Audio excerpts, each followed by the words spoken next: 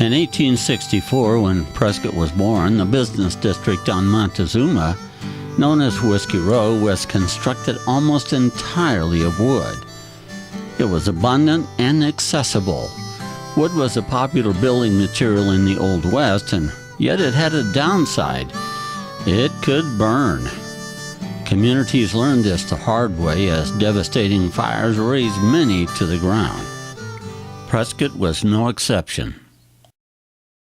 In 1879, the Arizona Miner printed a recommendation to dig 4 wells to protect the downtown area. Nope. Well, wouldn't you know it, on July 4th, 1883, fire destroyed most of it. The town finally dug those wells, but water is also useful for other things like watering gardens.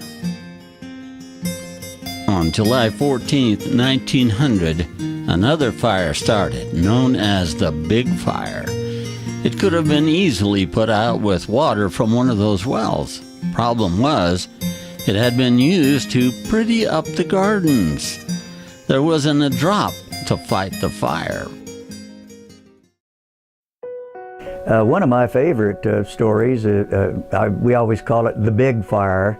All these towns had fires at one time or another because they were made of wood, and everybody had wood stoves and lamps and everything with candles and such. So fire was pretty common in all these towns, but the one July 14th of 1900 in Prescott is the Big Fire, and it wiped out Whiskey Row.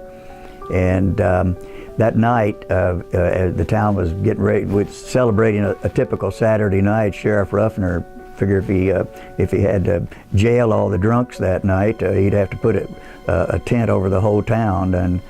And one guy got in a big rush to go down to celebrate, and he punched his candle into the wall there and forgot to blow it out when he went on down all the celebrating. And the fire started, and it just swept just quickly down Whiskey Row and through the business district.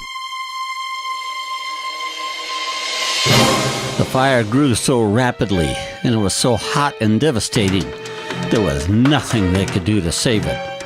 So they began trying to save what they could out of their businesses.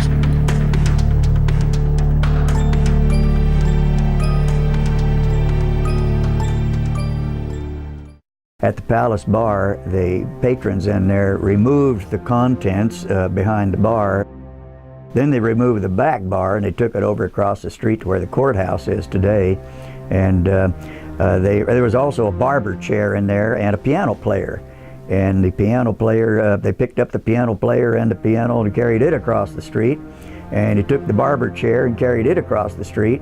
And so while Prescott was burning, the Palace Bar resumed business over there, and the barber was cutting hair, and the bartender was serving drinks, and the piano player was playing. And they say that night that the most requested tune was "There'll Be a Hot Time in the Old Town Tonight."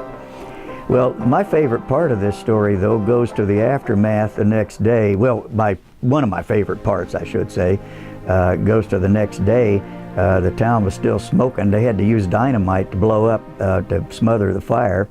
And the next day, though, the business people came back, and they went rifling through all the ruins and what they could, and they put them out on the sidewalk, and they opened up for business on the sidewalk and just went right back into business. And instead of what we hear today, well, where's the federal government? Where's the help? It's going to come and give me money. That wasn't a thought. And that's what I love about the frontier spirit. And Prescott sure, demonstrated that day. And also Bob Brow, who owned the Palace Saloon, he put up a tent, and there are photographs of it. It says Brow's Palace, and not ashamed of it.